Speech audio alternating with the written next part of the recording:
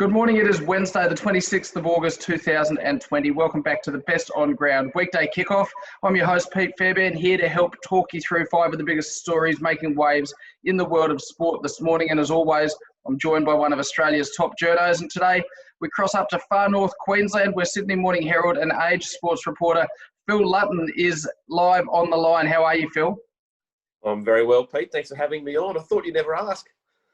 Mate, it's highly in demand to be on the show and extremely contested, but fantastic to have you on. And obviously you're in Townsville for the big fight tonight between Jeff Horn and Tim Zhu, and that's where we're going to start today because I tell you what, it's been a pretty interesting 24 hours in the build-up to that one. Following your Twitter feed yesterday, I just needed to grab the popcorn.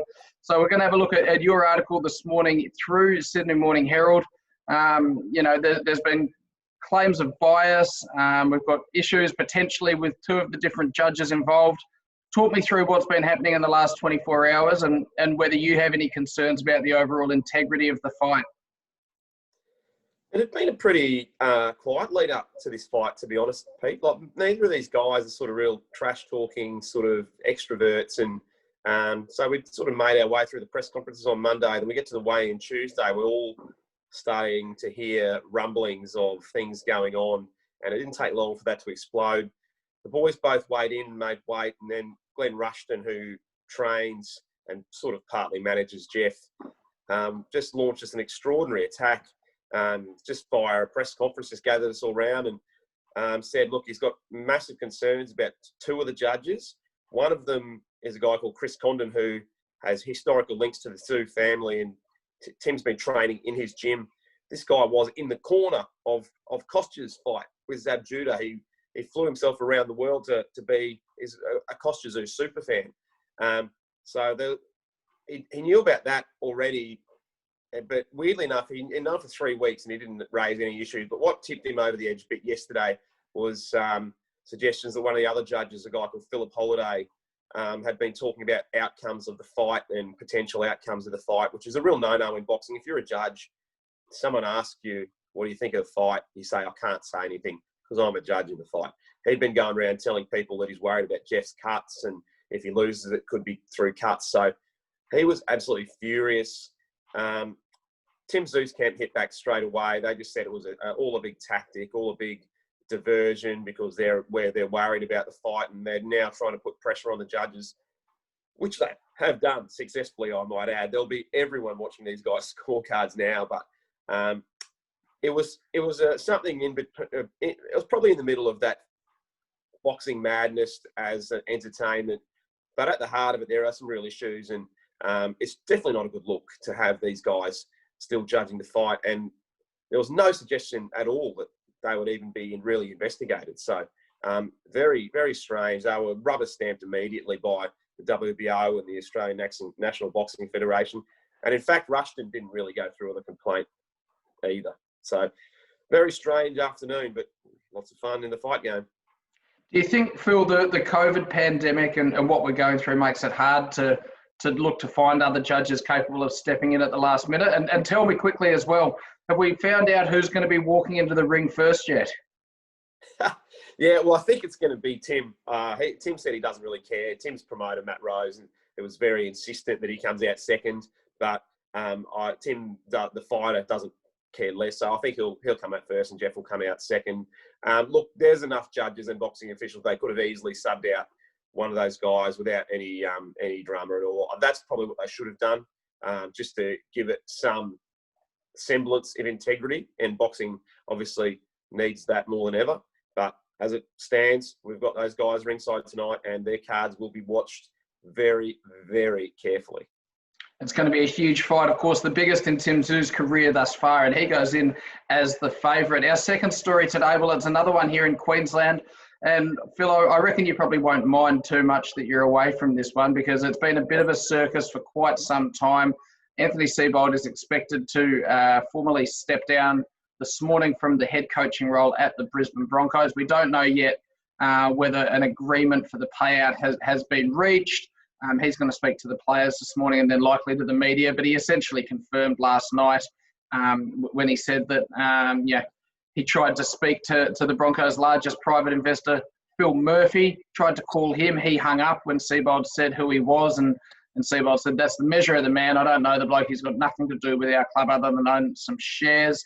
It's all ended in a really, really nasty fashion. And your colleague Andrew Webster's written a wonderful column in the Sydney Morning Herald chronicling the 18 months that Seibold spent at the helm of the Broncos, going right back to that contentious decision to swap coaching roles with Wayne Bennett 12 months early, and Bennett going up to the Rabbitohs, and how upset Seibold got that he wasn't in control of that process at the time as well.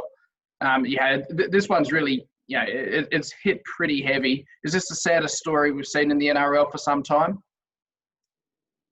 It isn't, Pete? Like, but you're right. It's been a soap opera, and there's been really, you've been able to see Anthony Seibold really struggle with it over recent weeks. Before he was in the bubble, he would just come into post-game press conferences with Brisbane getting flogged weekly. And he looked like a defeated man. I mean, we'd ask him questions and he just didn't really have any answers. I think when you get to that point as a coach, there's only really one way you can go, and that's pretty much out the door.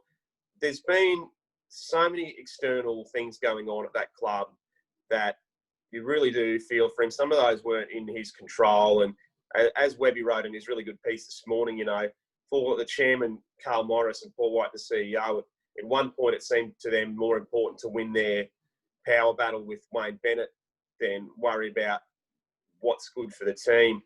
But when it all boils down to it, he couldn't get him to win footy games. And not only that, they don't look like they were going to win footy games. They didn't look like they were going to get better. They're probably the worst team in the NRL. And it's such a cliche, but he has 100% lost the players out there. Players are bamboozled by his methods, and they don't love playing for him. So around the edges, there's so much going on, but at the heart of it, it's a football decision. He cannot coach out there anymore because he can't get the team to win. And at a club like Brisbane, they expect to be a top 4 side every year. Yeah, he kind of rumbled in like a bit of a dump truck, pushing everyone out of his way and ready to make his mark on a club which historically, nobody is bigger than the club. It looks like Kevin Walters is likely to get the opportunity to step in there. We know Paul Green is in contention, but I think despite his credentials, the Broncos old boys, and despite Green's Broncos links as well, I don't think the Broncos old boys would let Walters be overlooked a second time. And with that, it's now also being reported that Wayne Bennett would be the man to step up and coach Queensland in Origin. You couldn't make this stuff up. Our third story this morning, we turn to The Age and a story from Peter Ryan. And I think it's a real victory for all athletes in Australia, with the arrest of a man in Frankston last night by Victoria Police, who allegedly made vile threats on social media towards Richmond Premiership defender Dylan Grimes. The arrest was made after Grimes escalated his complaints to the point where he wanted to speak to police about concerns for the well-being of his family. Grimes was accused of staging to win a free kick, a critical free kick in the match against Essendon over the course of the weekend. But we've seen so many football players in different codes and athletes in general copping abuse from faceless trolls on social media for such a long time. In this instance, the fact that Grimes has chosen to involve the police, and the fact they've been able to identify the 39-year-old individual involved and press charges, it's fairly significant, isn't it, Phil? I mean, it's a bit of a game changer. I think it's great. I think there needed to be something done about this. It's absolutely... Look, I think athletes understand when they're in the public eye, they're open to a degree of criticism, especially with social media, which is just a sewer most of the time. But it can be a lot of fun, and lots of athletes have a lot of fun with social media, but it's also become this conduit for horrible abuse. And anyone who's athletes, of course, but some of us in sport, we've seen some of these messages that these athletes get. They are absolutely disgusting, and that people could not really imagine some of the stuff these athletes are exposed to and are told to. And some of them are very disturbing. Some of them really are worrying, and you can 100% understand why he would be worried about the safety of his family, because, that's how far it has got.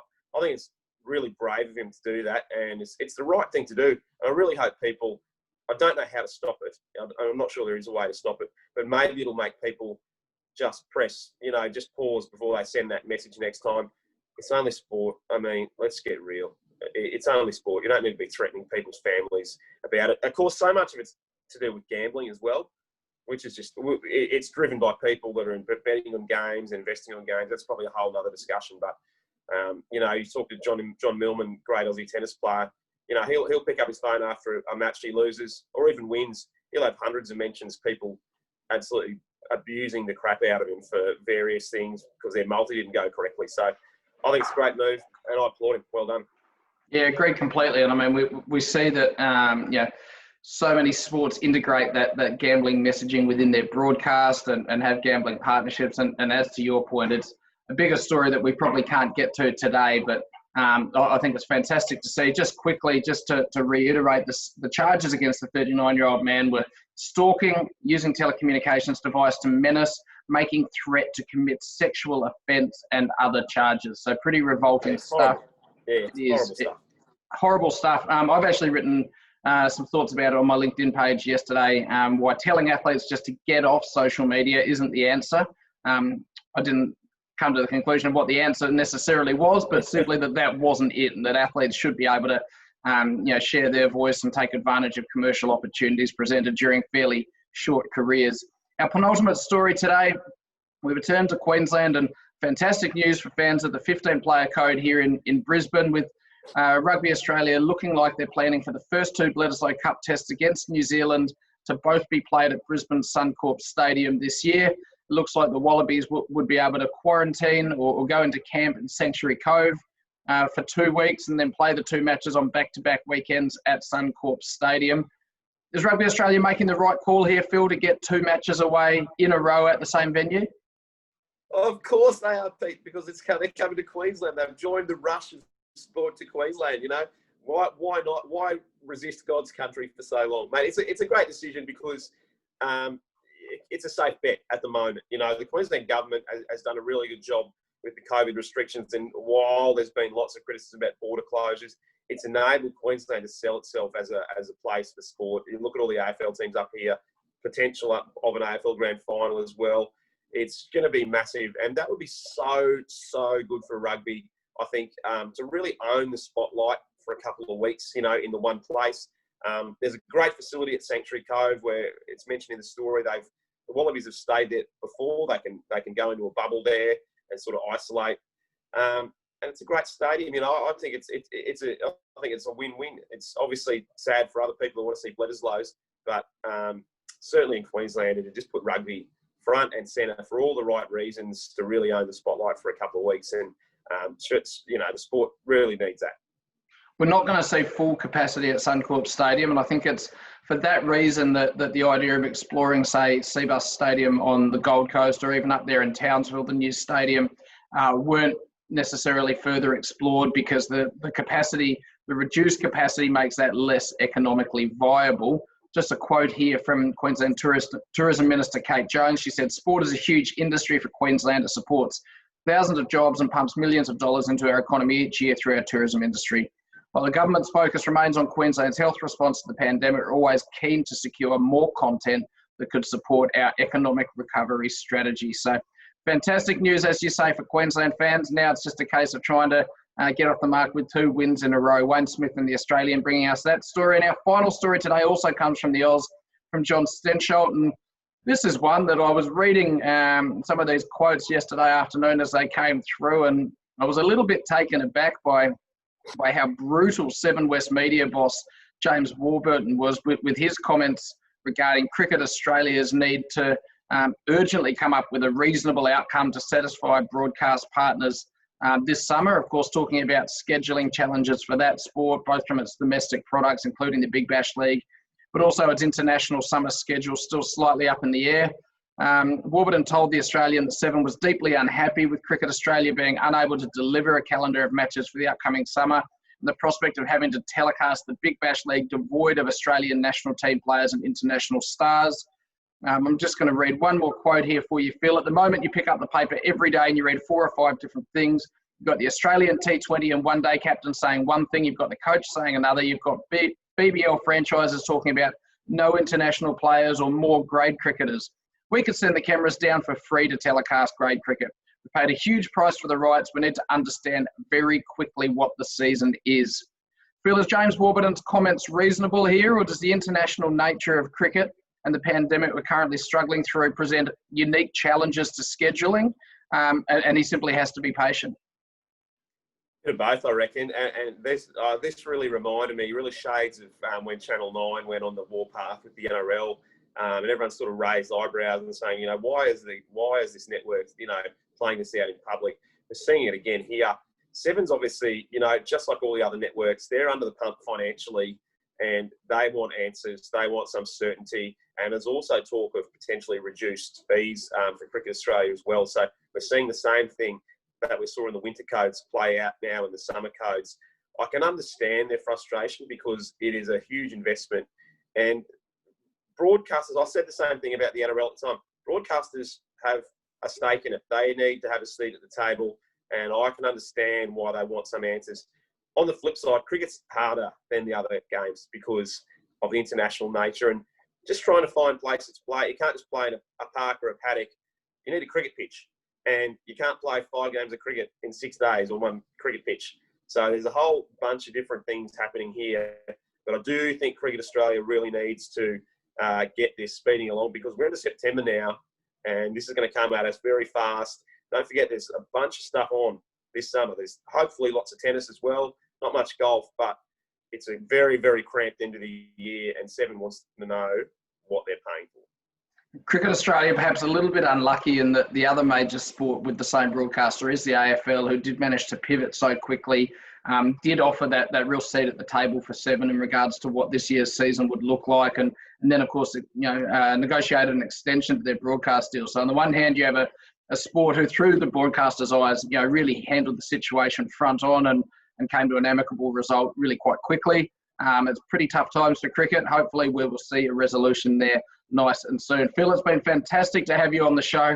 I can't let you go without getting a quick prediction for tonight's big fight.